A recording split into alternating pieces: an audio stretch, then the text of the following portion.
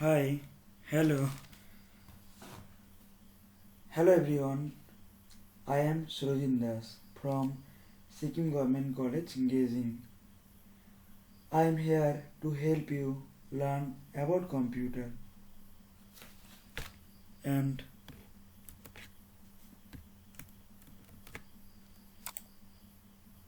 this is the syllabus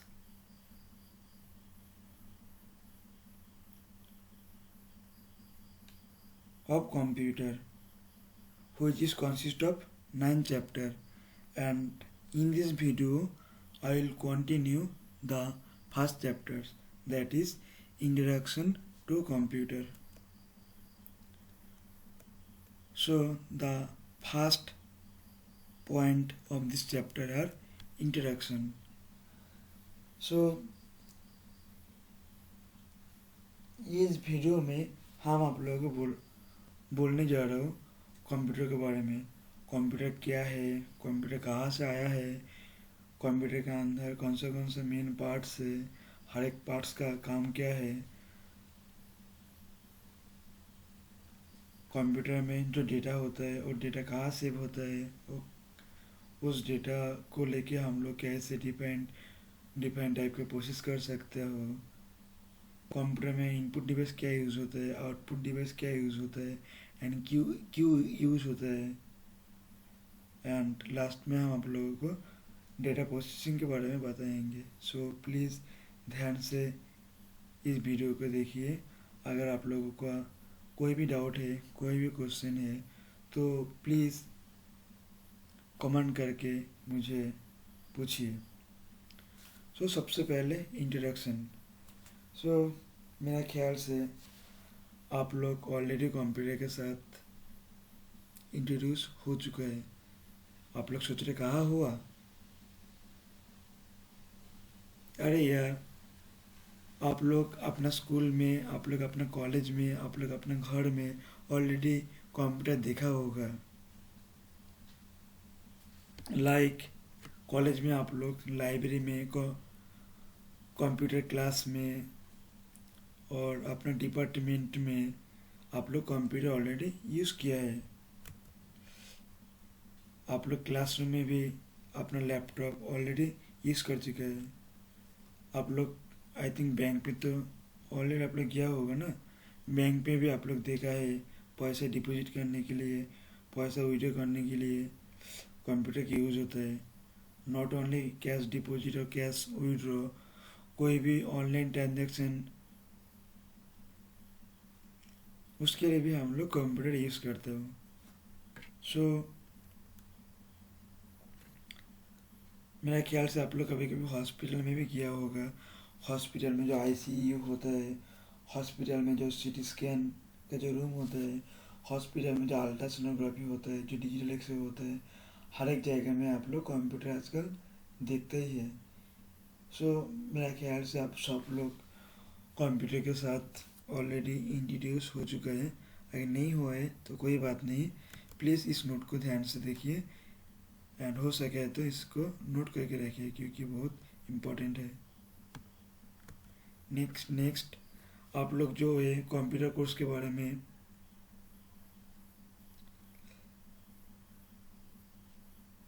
सुना है। आप लोग जो कंप्यूटर कोर्स आप लोग सीख रहे हैं, इस कंप्यूटर कोर्स का ऑब्जेक्टिव क्या है? तो सोचिए, फिलहाल आप लोग स्टूडेंट हैं। आज से 2 साल बाद, 4 साल बाद आप लोग भी कोई ना कोई ऑफिस में आप लोग को काम करना पड़ेगा। एंड आजकल हर एक ऑफिस में कंप्यूटर का बहुत जरूरी होता है। सो आप लोग सोचिए, अगर आप लोगों का कंप्यूटर के बारे में कोई नॉलेज नहीं होगा, अगर आप लोगों का पता नहीं होगा कंप्यूटर काम कैसे होता है, कंप्यूटर को ऑपरेट कैसे करना पड़ता है, कंप्यूटर में एक्चुअली क्या क्या होता है, तो आप लोग ऑफिस में जाके क्या करेंगे? तो आप लोग आपका बॉस का डांट सुनना पड़ेगा।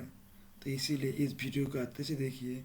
इस वीडियो में हम आप लोगों को कंप्यूटर के बारे में बहुत सारा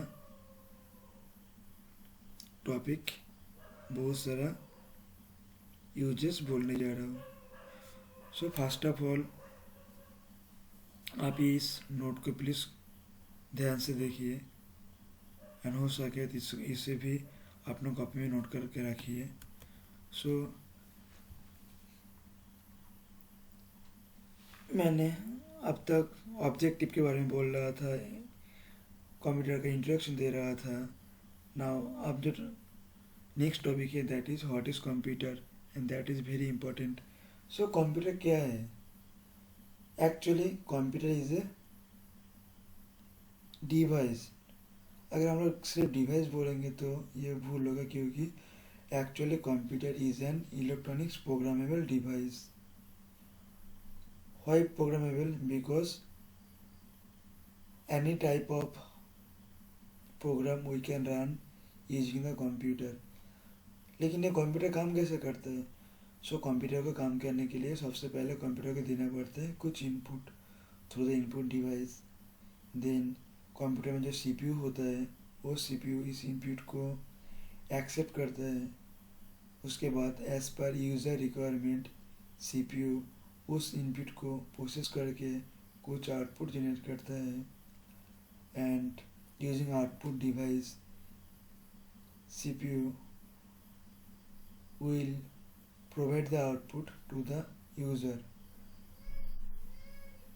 सो अगर चाहे तो यूज़र इस आउटपुट को अपना मेमोरी में सेव करके भी रख सकते हैं, क्योंकि कंप्यूटर में कुछ मेमोरी भी होता है। सो इस मैंने कंप्यूटर व्हाट इज़ कंप्यूटर इसके रिगार्डिंग कुछ नोट्स लिखे हो, आप लोग इसे प्लीज़ अपना कॉपी में नोट करके रखिए। Next topics history of computers. So हर एक चीज़ की तरह कंप्यूटर का भी कुछ हिस्ट्री होता है। लाइक आजकल आप लोग जो मॉडर्न कंप्यूटर मार्केट में तो आप लोग जो देख रहे हैं ना, एक्चुअली ये तो सडनली एक दिन में तो नहीं बना है ना। तो कंप्यूटर कैसे बना, कंप्यूटर कहाँ से आया, कंप्यूटर का कॉन्सेप्ट कहाँ से आया, इस बारे में अगर आप लोग अच्छे से जानना है तो आप लोगों को कंप्यूटर का हिस्ट्री के बारे में अच्छे से जानना पड़ेगा। सो जब इस धरती में प्रिमिटिव पीपल था उस टाइम में तो आजकल का जो कंप्यूटर है वो तो नहीं था। Actually the meaning of computer is compute means calculate something. जो प्रिमिटिव पीपल था वो लोग कैलकुलेट करने के लिए बेसिकली यूज़ किया था स्टोन्स, बोन्स, स्टिक्स एट्सेट्रा। उसके बाद डे बाय डे टेक्नोलॉजी बहुत इम्प्रूव किया है, उसके साथ ह्यूमन ब्रेन भी बहुत डेवलप किया है। सो डे बाय डे बहुत से नए नए डिवाइस डेवलप हुआ था। इसमें कुछ पुराना डिवाइस है जो आजकल के कंप्यूटर की तरह नहीं है, लेकिन माना जाता है यही कॉन्सेप्ट से धीरे धीरे कंप्यूटर बनाया गया था। तो वो सब डिवाइस है abacus, Napier's bones, the Pascal's calculator, analytical engine, tabulating machine etcetera. So abacus एक ऐसा मशीन था जिस मशीन में स्पेशली बहुत सारा रॉड्स एंड बहुत सारा बॉल होता था। सो आप लोग इसका इमेज यहाँ पर देख सकते हैं। इस एबाकस डिवाइस से सिर्फ प्लस करना एंड माइनस करना ही पॉसिबल था। सो ये है एबाकस के बारे में थोड़ा सा नोट, आप लोग प्लीज़ इसे नोट करके रखिए। मैंने लास्ट लाइन में जो लिखा हो लास्ट पॉइंट में an image of this tool is showing बोलो, एक्चुअली मैंने पहले दिखा दिया। सो नेक्स्ट नेपियर बोन्स थोड़ा सा एडवांस था एबाकस से। इस डिवाइस से हम लोग not only addition and subtractions, इससे हम लोग मल्टीप्लिकेशन एंड डिवीजन करने में भी आसानी होता था। So Napier bones was the manually operated calculating device which was invented by John Napier. So आप लोग प्लीज़ इस नोट को ध्यान से अपना कॉपी में नोट करके रखिए. And one more thing, it was the first machines where we used the decimal point. This decimal point means suppose 10 point something. This is an example of decimal point. Next, pascal calculator. ये भी एक primitive device था. जिस device से हम लोग automatic calculation करने में सफल हुआ था. सो ये डेवलप किया था एक फ्रांस मैथमेटिशियन पास्कल ने at the time of 1642. Next, difference engine. So difference engine was invented by Charles Babbage, who was an mathematician from England. So Charles Babbage ने जो डिफरेंस इंजन बनाया था वो बहुत ही एडवांस था. इतना टाइम से आप लोगों का जो सब डिवाइस के बारे में बोला हो उससे डिफरेंस इंजन बहुत ही अलग था.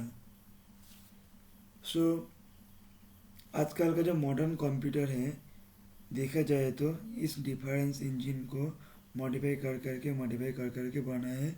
इसीलिए चार्ल्स बेबेज को हम लोग बोलते हो द फादर ऑफ कंप्यूटर. सो इस डिवाइस को चार्ल्स बेबेज ने बनाया था 1820 में. And using this device we can able to run the simple calculation like addition, subtractions, multiplication, divisions and different types logical operations. Next, Charles Babbage ने difference engine को और भी मॉडिफाई किया. एंड देन कुछ साल बाद एक नया डिवाइस बनाया जिसका नाम था एनालिटिकल इंजन. इस एनालिटिकल इंजन मार्केट में आया था 1830 में. Analytical engine used punch card for input.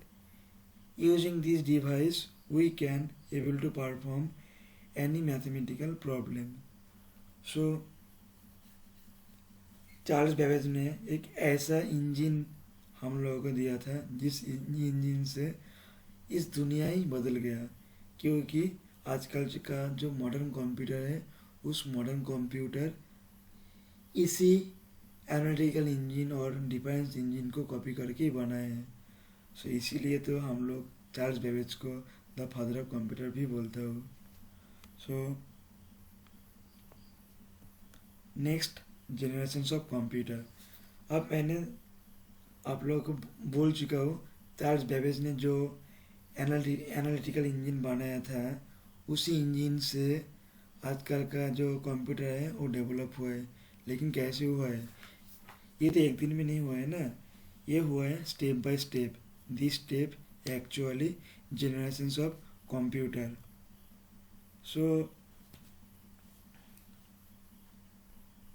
at the time of 19th century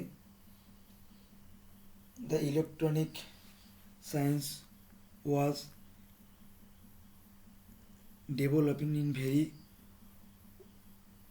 very well and continuously it is developing. At the time of 1940 the electronic component vacuum tube was introduced in market. After then transistor, then IC, then VLSI, then ULSI, etc. This is an image of old electronic circuit. उसके बाद human brain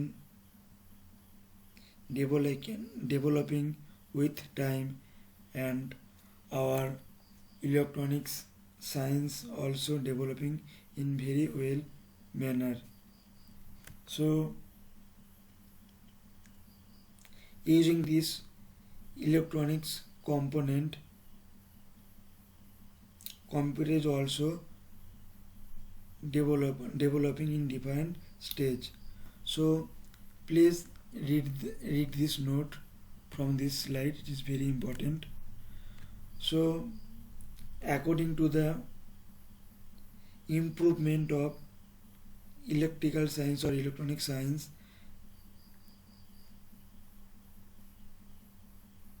there have total 5 generations for computer, that is first generation, second generation, third generation, fourth generation and fifth generations.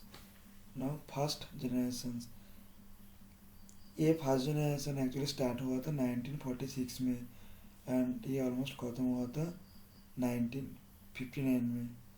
ये actually computer का history है.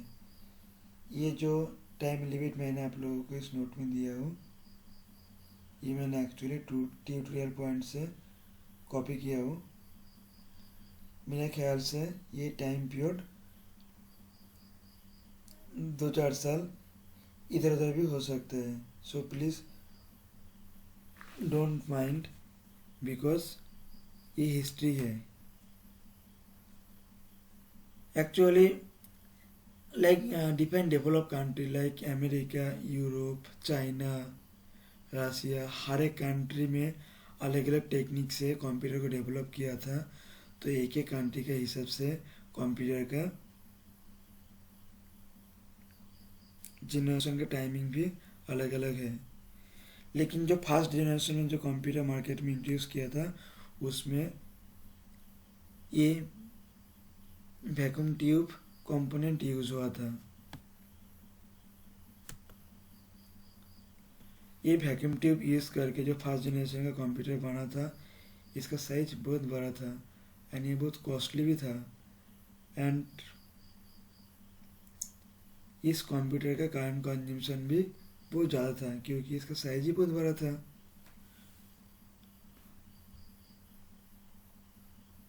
And first generation में जो computer market में आया था, उस टाइम एक कंप्यूटर को कंट्रोल करने के लिए बहुत सारा कंप्यूटर ऑपरेटर का जरूरी होता था क्योंकि इसका साइज इतना बड़ा था, ये एक आदमी से कंट्रोल होना पॉसिबल नहीं था. सो फर्स्ट जनरेशन कंप्यूटर में बेसिक कंपोनेंट यूज हुआ था वैक्यूम ट्यूब एंड इसका ऑपरेशन था वेरी स्लो एंड इसका साइज था वेरी लार्ज एंड प्राइस था very, it was very costly. And इसमें जो ऑपरेटिंग सिस्टम यूज हुआ था उसका नाम था बैच ऑपरेटिंग सिस्टम. इसमें जो इनपुट डिवाइस यूज हुआ था वो और कुछ नहीं हुआ था मैग्नेटिक टेप्स एंड आउटपुट के लिए यूज हुआ था paper tape. So this was about first generations and some example of first generation computer are given below. Please read it carefully. Next second generation of computer जो आया था 1959 में and जो चला था 1965 तक. सेकेंड जनरेशन में जो मेन कंप्यूटर कंपोनेंट यूज हुआ था वो था ट्रांजिस्टर. एक्चुअली ट्रांजिस्टर में 3 लेग्स था. आप लोग जो ये नीचे वाला थोड़ा सा जो वायर देख रहे हैं वो एक्चुअली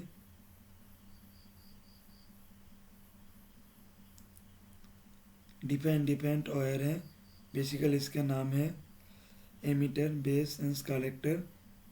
सो इस डिवाइस को यूज़ करके सेकेंड जनरेशन का कंप्यूटर बना था जहाँ पर वैक्यूम ट्यूब को रिप्लेस कर दिया गया था. एंड सेकेंड जनरेशन का कंप्यूटर का साइज बहुत छोटा था क्योंकि ये जो ट्रांजिस्टर है, ये ट्रांजिस्टर साइज में वैक्यूम ट्यूब से बहुत छोटा था.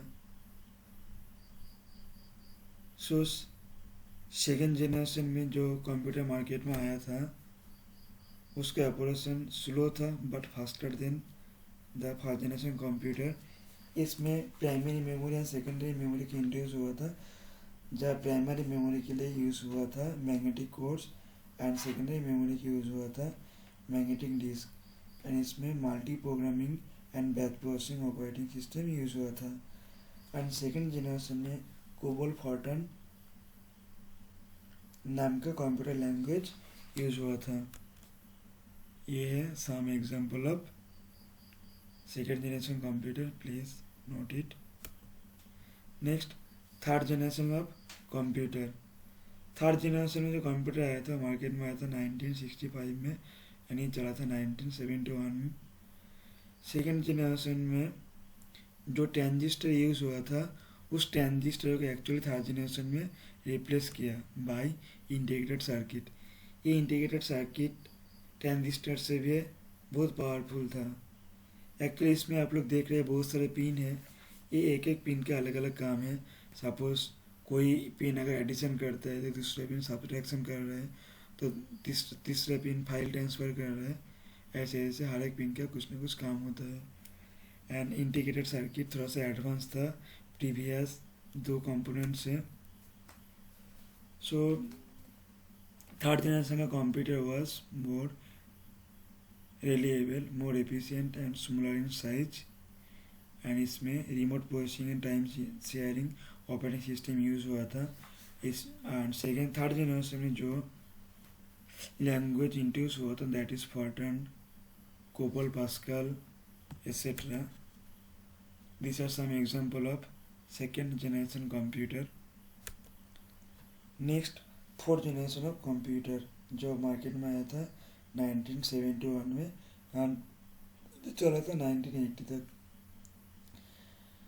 सेकेंड जनरेशन थर्ड जनरेशन में जो कंपोनेंट यूज़ हुआ था उसका नाम था आईसी और इंटीग्रेटेड सर्किट। लेकिन फोर्थ जनरेशन में आईसी को फिर से रिप्लेस कर दिया एंड फोर्थ जनरेशन में यूज़ हुआ VLSI। VLSI look like this. So VLSI और भी एडवांस था इंटीग्रेटेड सर्किट से। So using VLSI the fourth generation computer was more affordable, more faster and more compact. And इसमें जो ऑपरेटिंग सिस्टम यूज़ हुआ था वो है real time distributed and time sharing operating system. And fourth generation में जो language use हुआ था वो था C++। एक्चुअली ये C++ एक्चुअली इंट्रोड्यूस हुआ था फोर्थ जनरेशन ऑफ कंप्यूटर में। This are some example of fourth generation of computer, please note it. Next fifth generation of computer जो मार्केट में आया था 1980 में एंड ये टिल डेट तक मार्केट में चल रहा है। सो फोर्थ जनरेशन में जो VLSI यूज़ हुआ था वो फिफ्थ जनरेशन में रिप्लेस करके यूज़ किया है ULSI। The full form of ULSI is ultra large scale integrations. These fifth generation computers are more faster and more compact. And fifth generation में कुछ स्पेशल टेक्निक यूज़ हुआ था that is AI and parallel processing hardware. आप लोग वर्तमान time में market में जो रोबोट देखते हैं वो actually artificial intelligence technology use करके बना है। एंड फिफ्थ जनरेशन में मार्केट में जो जो नया नया लैंग्वेज इंट्रोड्यूस हुआ है वो था C++, Java, .NET, PHP, C#, bootstrap, HTML5 and और भी लैंग्वेज नया नया मार्केट में आ रहा है क्योंकि फिफ्थ जनरेशन अभी तक चल रहा है। लेकिन देखा जाए तो मार्केट में सिक्स जनरेशन, सेवन जनरेशन भी आ चुका है, लेकिन वो ऑलमोस्ट फिफ्थ जनरेशन का साथ ऑलमोस्ट सेम है। So this are some example of fifth generation computer that is desktop, laptop, notebook etcetera. And ये एक इमेज है जिस इमेज में आप लोग देख रहे हैं एक रोबोट है। एक्चुअली ये रोबोट 5th जनरेशन में बना है जहाँ यूज हुआ है आर्टिफिशियल टेक्निक। सो ये था history of computer and generations of computer. Now next topic, the basic application of computer. So मेरा ख्याल से आप लोग हमसे अच्छे जानते हैं कंप्यूटर के एप्लीकेशन के बारे में, क्योंकि आप लोग ऑलरेडी इसे बहुत सारी जगह में यूज़ किया है, लाइक स्कूल में, कॉलेज में, बैंक में, हॉस्पिटल में, अपना घर में, इंडस्ट्री में, बहुत सारा जगह में आप लोग इसे यूज़ कर चुका है। सो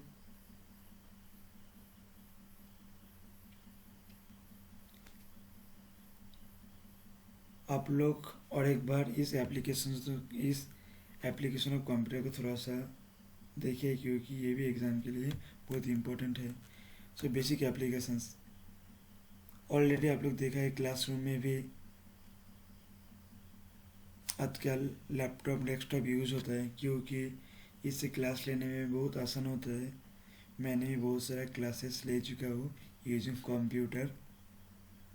सो हॉस्पिटल में, लाइक आईसीयू में, लाइक डिफरेंट लेबोरेटरी में कंप्यूटर यूज़ होता है। क्यों यूज़ होता है? क्योंकि यूजिंग कंप्यूटर डॉक्टर और नर्स को काम करने में बहुत आसान होता है।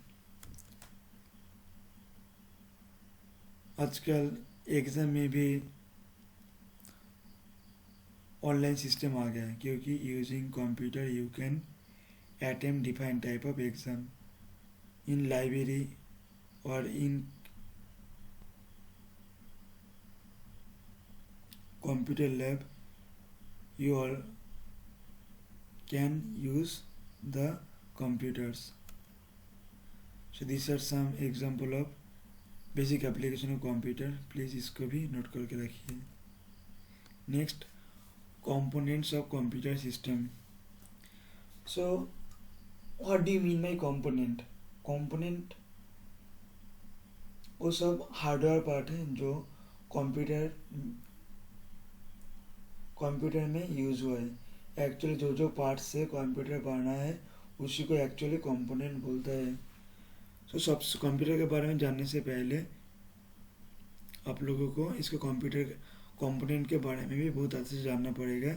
एंड कंपोनेंट्स को जानने के लिए आप लोगों को इनसाइड द सिस्टम यूनिट के बारे में जानना पड़ेगा।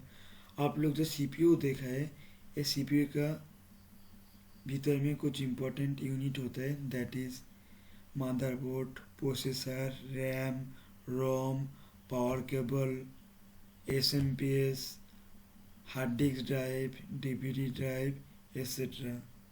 So among them there are 5 main components, that is input device, output device, CPU, primary memory and secondary memory. So input device क्या है? सो कंप्यूटर में कोई भी प्रोसेस के लिए कंप्यूटर को कुछ डाटा चाहिए, उस डाटा कंप्यूटर में डालना पड़ता है through input device. And computer में जब भी कोई भी प्रोसेस हो जाता है उसको हम लोग देख सकते हो थ्रू द आउटपुट डिवाइस, हम लोग उसे सुन भी सकते हो through the output device. And computer में जो प्रोसेस होता है उस प्रोसेस होने के लिए कंप्यूटर को चाहिए सीपीयू। Then primary memory. ये प्राइमरी मेमोरी क्या है? कंप्यूटर में जो भी काम होता है उस काम करने के लिए प्राइमरी मेमोरी बहुत ज़रूरी है। एंड सेकेंडरी मेमोरी क्या है? कंप्यूटर में कोई भी डाटा, कोई भी इंफॉर्मेशन सेव करने के लिए जो मेमोरी अवेलेबल होता है, that is called secondary memory. So now input device, तो मैंने ऑलरेडी इसके बारे में बोल चुका हूँ। सो आप लोग प्लीज़ इस नोट को अपना कॉपी में लिख करके रखिए, क्योंकि एग्ज़ाम में इनपुट डिवाइस से बहुत सारा क्वेश्चंस आता है। These are some example of input device like keyboard, mouse, scanner, joystick, webcam, graphic card, digital camera, microphone, trackball. All the devices are input device. Next output device के बारे में मैंने already बोल चुका हूँ, प्लीज़ इसे भी नोट करिए। Some example of output device are speaker, monitor, etcetera. Next topic central processing unit. ये सेंट्रल प्रोसेसिंग यूनिट एक्चुअली है क्या? कंप्यूटर में जो ऑपरेशन होता है, ये ऑपरेशन करने के लिए कंप्यूटर में जो मेन पार्ट होता है that is called central processing unit और सीपीयू और processor. The central processing unit is consist of following features. CPU perform the basic operations of computer like logical operation, arithmetic operation, etc. So आप लोग इस note को ध्यान से पढ़िए। अगर कोई भी डाउट है तो मुझे कमेंट करके प्लीज़ बोलिए। सो हम लोग CPU को भी फर्दर क्लासिफाइड कर सकते हो। So CPU is consist of three main unit, that is control unit, arithmetic logic unit and memory and storage unit. So control unit का काम क्या है? कंप्यूटर में जितना सारा इनपुट डिवाइस होता है, जितना सारा आउटपुट डिवाइस होता है, जितना सारा हार्डवेयर होता है, हर एक पार्ट को कंट्रोल करने के लिए कंप्यूटर में एक यूनिट होता है that is called control unit. Next arithmetic and logic unit. Computer में जितना सारा अरिथमेटिक वाला काम होता है, जितना सारा लॉजिक वाला काम होता है, इसे करने के लिए सीपीयू में एक अरिथमेटिक लॉजिक यूनिट होता है and memory and storage unit. So computer में बहुत सारा डाटा स्टोर हो सकता है। कंप्यूटर में कुछ प्राइमरी मेमोरी होता है। ये प्राइमरी मेमोरी एक्चुअल जरूरी होता है जब भी सीपीयू कोई ऑपरेशन करने जाता है, उस टाइम इस मेमोरी का जरूरी होता है। सो इसीलिए ये तीन यूनिट बहुत ही इम्पोर्टेंट है। So please listen carefully. Control unit. So this part control the operations of all parts of the computer. It manages the transfer of data and instructions among other units of a computer. It operates all the units of computer. So एक processor का image है। सो I think आप लोगों को computer का unit के बारे में, कंप्यूटर में जो कंट्रोल यूनिट होता है उसके बारे में एक आइडिया आ चुका है। अगर आप लोगों का कुछ भी डाउट है तो आप लोग मुझे प्लीज़ कमेंट करके प्लीज़ मुझे पूछिए। Next arithmetic logic unit. So arithmetic logic unit में दो सेक्शन होते हैं that is arithmetic sections. Arithmetic section actually perform all type of arithmetic operation like addition, multiplication, division और more complex operations. And logical section. Logical section में computer में जो जितना सा लॉजिकल फंक्शंस होता है that is actually done by the logical sections. So इस note को आप लोग प्लीज़ नोट करके रखिए, ये बहुत इंपॉर्टेंट है। नेक्स्ट मेमोरी और स्टोरेज यूनिट। सो आप लोग देखा होगा ये एक हार्ड डिस्क का इमेज है। ये एक हार्ड डिस्क है, ये एक्सटर्नल हार्ड डिस्क है, ये रैम है। ये सब डिवाइस कुछ नहीं, ये सब डिवाइस कंप्यूटर का मेमोरी है। सो मेमोरी क्या है? This part can store all types of information, instruction, data and immediate result. It can supply information to the other unit of computer as per requirement. So देखा जाए तो computer में चार type के memory होता है that is register memory, cache memory, primary memory and secondary memory. Actually एक छोटा सा एग्जांपल देके हम आप लोगों को ये चारों मेमोरी के बारे में बोलने जा रहा हूँ। सपोज सोचिए सीपीयू को कुछ ऑपरेशन करना है through its arithmetic and logic unit, लेकिन arithmetic and logic unit can perform, but इसमें तो कुछ सीप नहीं है, लेकिन ये डाटा कहाँ है? सो एक्चुअली कंप्यूटर में कुछ भी अगर सेव होता है तो वो होता है सेकेंडरी मेमोरी में। एंड सपोज मान लीजिए कंप्यूटर में कुछ ऑपरेशन होने वाला है, ये एक्चुअली मैनेज होते हैं बाय ऑपरेटिंग सिस्टम। तो सबसे पहले क्या होता है, ऑपरेटिंग सिस्टम इस डाटा को सेकेंडरी मेमोरी से स्टोर करते हैं प्राइमरी मेमोरी में। देन कंप्यूटर में जो सीपीयू होता है, सीपीयू प्राइमरी मेमोरी से वो सब डेटा अपना भीतर रखता है, लेकिन ये जो डाटा सीपीयू अपने भीतर कहाँ रखेगा, इसमें तो कुछ मेमोरी होता नहीं है। लेकिन एक्चुअल ऐसा नहीं है, सीपीयू में भी कुछ कुछ मेमोरी होता है, दैट इज रजिस्टर मेमोरी, जो साइज में बहुत छोटा है। CPU can store A limited number of memory inside the register memory, जो स्पेशली